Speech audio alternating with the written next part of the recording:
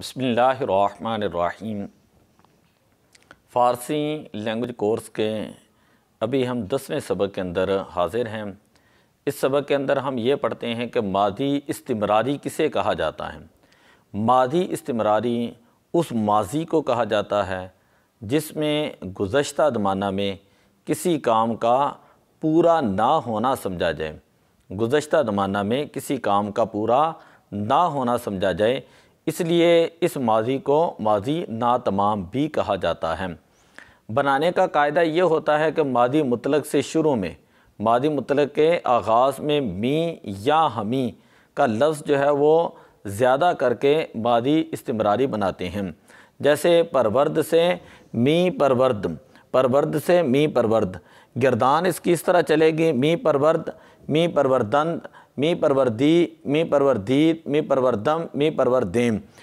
माना इसका ये होता है वो पालता था, वो पालते थे, तू पालता था, तुम पालते थे, मैं पालता था, हम पालते थे। मस्तर के आखिर से नून अलिफ ना, नून अलिफ ना इसको हटाकर उसकी जगह पर ता था लगाकर मादी इस्तिमरारी बनाते हैं। उर्दू में निशानी ये होती है कि मस्तर के आखिर से नून अलिफ ना हटाकर उसकी जगह पर ता था लगाकर मादी इस्तिमरारी बनाते हैं।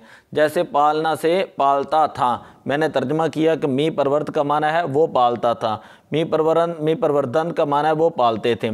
मजहूल की गिरदान हा शुद्ध बढ़ा देते हैं और गिरदान इसकी चलती है परवर्दा मी शुद्ध, परवर्दा मी शुदंद, परवर्दा मी शुदी, परवर्दा मी शुदीद, परवर्दा मी शुदम, परवर्दा मी शुदेम।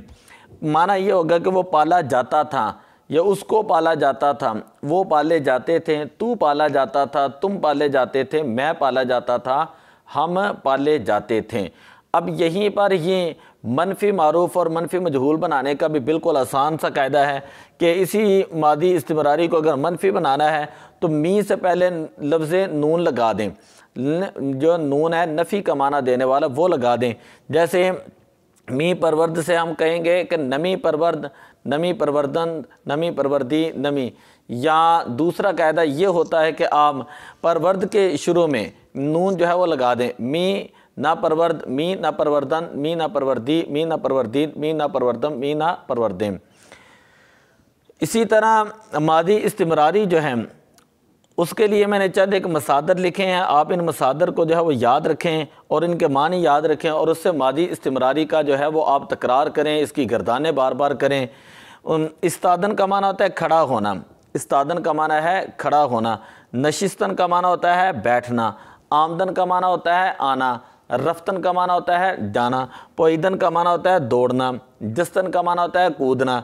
एक आध की गर्दान में कर देता हूँ। इस्तादन है मी इस्ताद, मी इस्तादंद, मी इस्तादी, मी इस्तादीद, मी इस्तादम, मी इस्तादेम। इसी तरह इस्तादा मी शुद्ध, इस्तादा मी शुदंद, इस्तादा मी शुदी, इस्तादा मी शुदीद, इस्तादा मी शुदम, इस्तादा मी शुदेम। नशिस्तन है मी नशिस्त, मी नशिस्तन, मी नशिस्ती, मी नशिस्तीद, मी नशिस्तम, मी नशिस्तेम। इसी तरह नशिस्ता मी शुद्ध, नशिस्ता मी शुदन, नशिस्ता मी शुदी, नशिस्ता मी शुदीन, नशिस्ता मी शुदम, नशिस्ता मी शुदेम।